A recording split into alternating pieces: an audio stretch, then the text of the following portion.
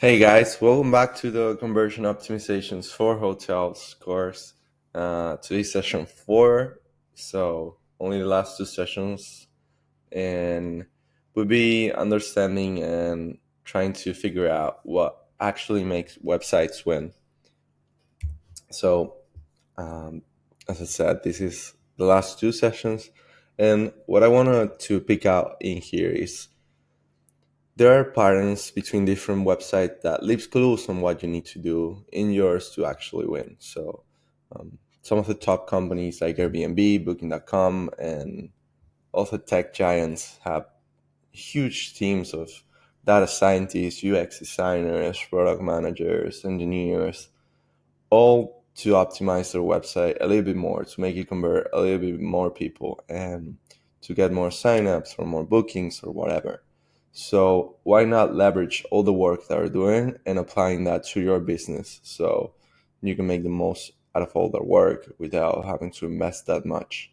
And of course, some things might work for them that do not work for you, but in general, it's an effective way to do this, and it's gonna shortcut the learning curve, and you can apply a lot of stuff right at the gate. So let's get into it.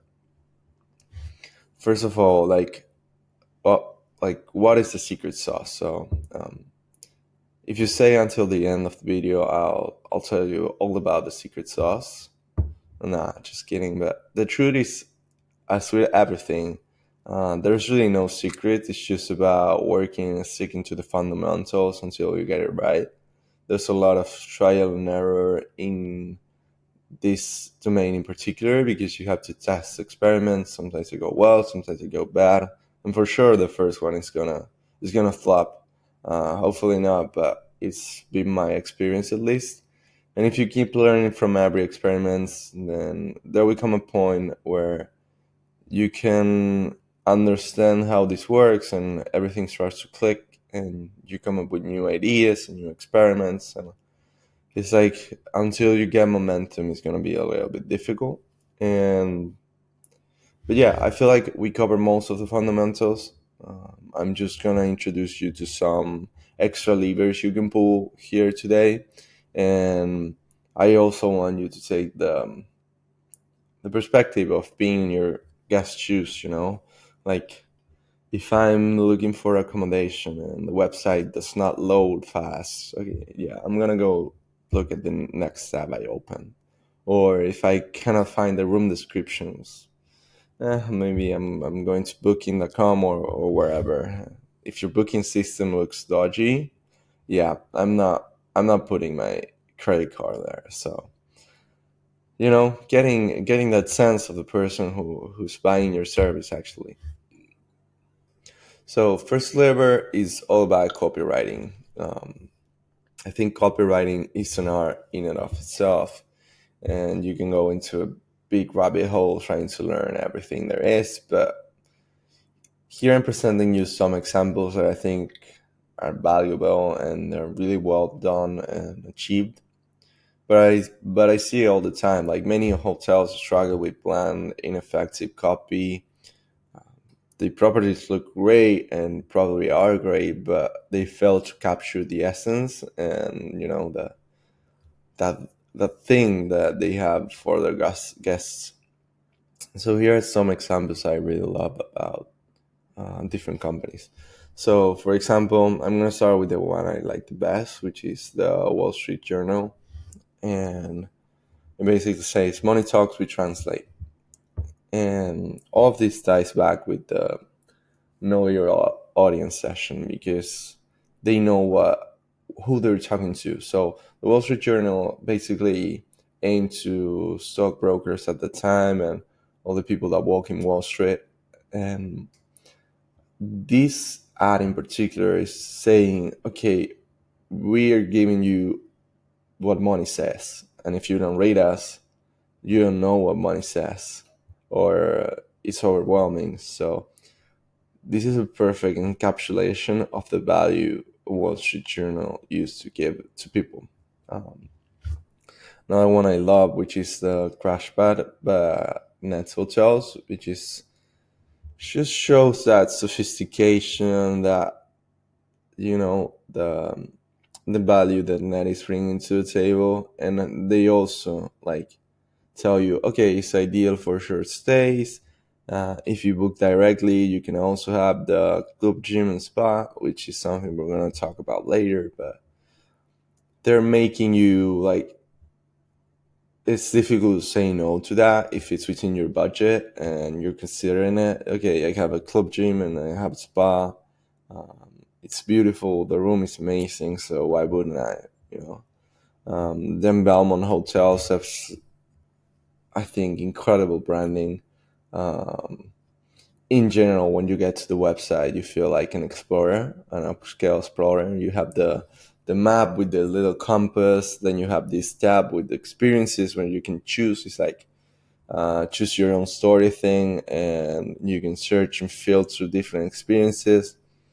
And all of that talks to the person who's using the website. If Belmont was cutting for an audience of Gen Z and they are like a hostel and they have this, that will never work. But in this case, it's really understanding the audience back at it again. And then we have Proper, the hotel in Austin, which the thing I like about this copy is they really emphasize the value of the designer. So they talk about how this is a design, like architecture design hotel, and they also like give you things like ASOP uh, amenities, and you have beds and all the stuff ties together real well with the branding, and they even have a call to action, which is a little bit different than what you usually see. The be our guests, and you usually see the book a room and stuff like that, but it's a way to differentiate it. So as I said, some tips around all these examples I show. Know your audience. This is the number one. And if you can even talk to them, that's even better. But understand what kind of news they read, what websites do they go to, what social media. Does it not all give you hints on like what is the aspirational for them? And talking about the aspirational, we also have the benefit versus features things. Um, I feel like there's big current of companies, especially in the hospitality industry. I don't know why, but they're always talking about features. And yeah, we have the 24/7 concierge or the AI tool and all of that stuff that honestly it has a lot of potential, but the fact that it's being portrayed like just a feature is, in my opinion, what makes it not captivating for the end user. So trying to talk about benefits more than features, and we're gonna see a lot of that in the next slide. But and then obviously, um, ask and you shall be given. Action-oriented call to actions are all about that. So book a room, be our guest. I've seen it all over the place, like weird call to actions like see more or sign up, and I don't even know what that means. So you have to. There's a book called "Don't Make Me Think." You don't have to make your user think. It's just everything should flow seamlessly, and action oriented is the way to do that for sure. So a little bit going back to the benefits versus features part. It is a very interesting topic, especially for hospitality, because I feel like some other industries nail this way better. Like fintech, for example, whenever you go to a tool where you can send money to different countries without any commissions, like they're not like no commissions. They're like send money to your family and keep them happy or stuff like that. Always thinking about, okay, what is this person getting by this feature? For example, what is this person getting from Wi-Fi? So maybe it's they're on a business trip and they have to work from this time to this time, or maybe they want to connect with their family even though they're on a business trip. So trying to sell the end and not trying to sell the aspiration and know how you get there. It's selling the map instead of the destination. So you don't sell an airplane ticket because it includes a meal. You don't sell a tour because it has live translation. And you don't usually book a hotel just because it has a 24/7 concierge service. You really need to go deeper and sell the vacation and not the plane. So whatever it is, try to get into your guest shoes and feel how your happiest customer felt when they talk to you on the front desk, or when they send you a message, or they left a review. Like, what are they pointing out? What's the thing, and I give you this as an exercise. Like, take a look at your list of amenities and try to turn those into dreams and or aspirations that your guests have. Like, this is exactly that exercise. Like, try to make it like that complimentary breakfast. I see this as, for example, Belmont, with all the adventure based thing. Fuel your day with a delicious spread, saving time and money. That could be a thing. So, try to make choosing your hotel a no brainer. People should be like, why wouldn't I book this? And show them how you solve your problems, meet their needs, and make their stay unforgettable. Now, value proposition, and this one is going to be a little bit controversial, but as soon as I was making this slide, I remember about Fora, and I researched Fora for an old client we had a lot. And this one liner always stick to me, like, vacation envy starts here. And you might be like, oh, that's horrible. I don't want to have nothing to do with that. But the truth is that they're appealing to very deep human psychology. So they're appealing to the status and to showing off to your friends. And it's really unforgettable and striking. You might not agree with it, but I think it's a great, great example of selling a dream and selling like the end goal. And no, try not to take vacations just to make your friend jealous or your family jealous. But I think it's really good as about the proposition, and it really sticks, and you never forget about it.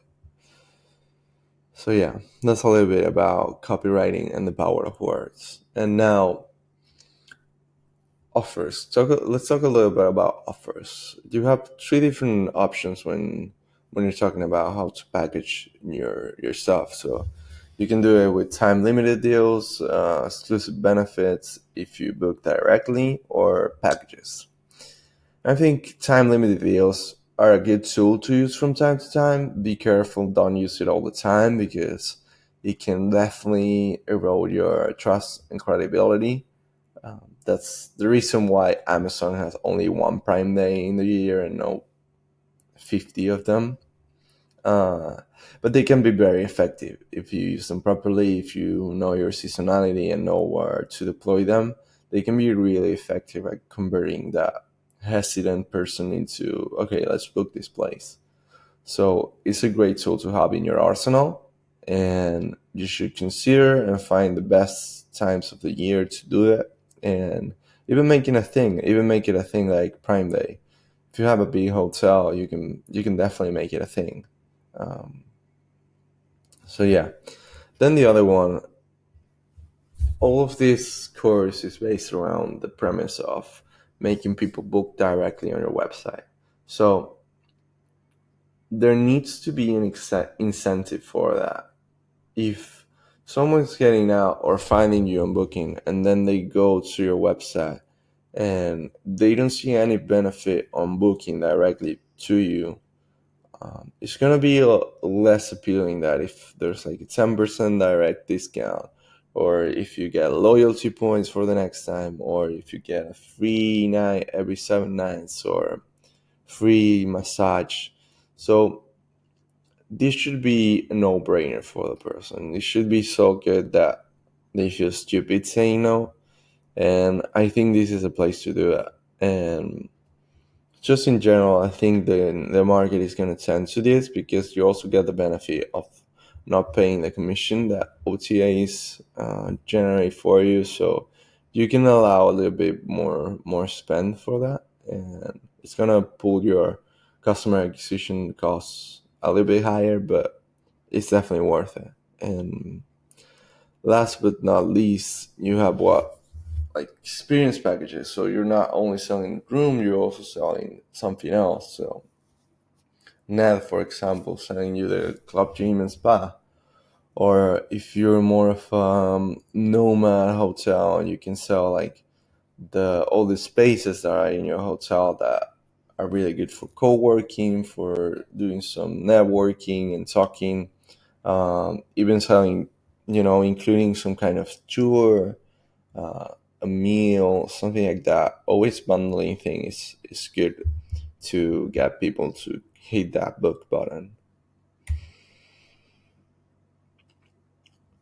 And this one I'm gonna go really fast because we already covered on the past session. But giving a clean, intuitive design, making people taking the thinking out of people so they can focus on flowing through the page and not thinking about, "Oh, where is this, where is that, where can I find it?" Making it easy and making it similar to the biggest platforms like Airbnb, like Booking.com, Marriott, etc. And this is one I love. I love these examples. I think this is a absolute masterclass by Airbnb and Booking.com on how to remove the fear to book and the hesitancy. Because you have, for example, the top two examples are from Airbnb and the last one is from Booking.com. But let's look at the first one. You have social proof. Top 5% of home. This home is highly ranked based on ratings, reviews, and reliability. So you can obviously go and see the reviews, but this already gives you a hint that this is great and people love it. So that's like the first guarantee. Then the self check-in, I don't think that's a great thing, but the free cancellation also says like there is nothing on the line if you book this. And this can be a double-edged sword. You might say like, I don't want cancellations. It destroys my operations and it's always a problem for me. So that's completely valid and maybe it's not. But if you strictly want to get more bookings, then you can find more strategies to avoid the cancellation. But if you want to get more bookings, that's going to be a great tool for doing that. And Booking.com makes this the same. It's probably one of the biggest reasons why people book on Booking.com is a free cancellation and you don't even have to pay until you get to the hotel. Another thing they both do is the fact that you won't be charged until you get to the end of the funnel, and that always prompts you to go to the next step. And the next step has a little bit more chance of conversion than the last step. So you're reducing the friction, the mental friction that goes on the head of the guest. And I think this is honestly a masterclass for me. It only takes 2 minutes and confirmation is immediate. By booking is also great. Um, you also have some scarcity there with the only 4 rooms left on their site. So there's a lot going on here, and there's so much you can take inspiration for to bring into your website. So, I want to talk a little bit about the booking journey and how this influences people to buy or not to buy.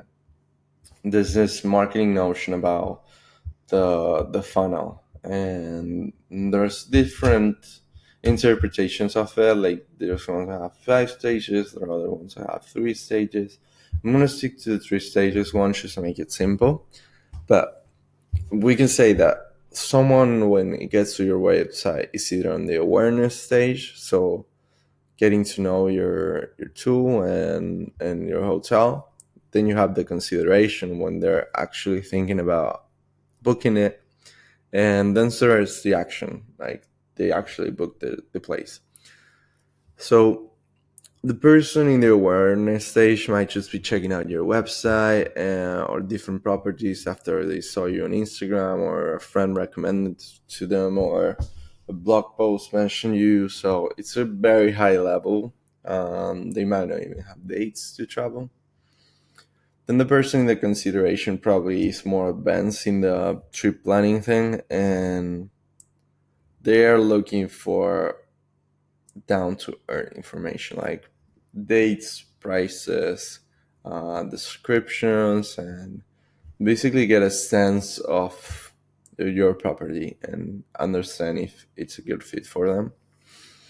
And then you have the person in the action stage, which is ready to put their card details and call, make your hotel their accommodation for a few days. And of course, these stages could overlap, and one person could go through the three of them in just one visit to your website, which would be the greatest scenario. But sometimes people need a little bit more time to take the decision, and you should keep them on the loop and try to nurture them, try to make them buy into what you are. And there's different ways to do that. One way I love to do this is to offer them to get notified when offers arise, or there's some kind of sale on your website. That could be a great thing. But there also you have like email marketing. You can put them on social media and make them see your content, and you can really get creative here. Retargeting ads, newsletters, whatever you can think of. But whenever someone enters your website, they show at least a little bit of intent in booking it. And if you never ever interact with them again, they're probably gonna forget about you. But if you keep coming back, they see an ad from you, they then go on social media and see you again, see you in your blog. Like, you're building trust, you're building um, your brand with them. So the key takeaway is that you want to give every user in different stages the tools and information they need to move and to book the room.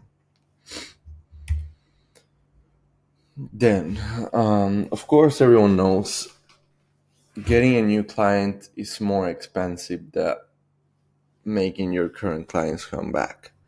Uh, it's obviously they already know you, they like what you did, and they like your property, so it's easier, less costly, and you don't have to do a lot with that. But you can obviously maximize your rep part by doing things like upselling and loyalty programs and trying to generally build a relationship with your guests. So upselling for me is a no-brainer because it's a really low-hanging fruit and everybody can do it, no matter the tech they have. Um, you can even do it on site. I think nowadays the buyer wants an experience online, but it can vary from person to person. I prefer it online.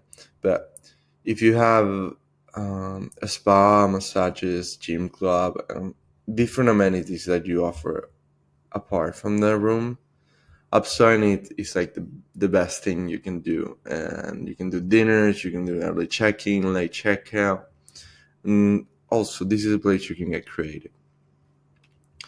Then what we have is like loyalty programs. There's been a lot of debate on what makes loyalty program really effective. And I also seen some research that people are usually not using the points, but there's a great article from TNMT, from Lufthansa and Innovation Hub, which goes really into depth on what's the loyalty program and how to build it.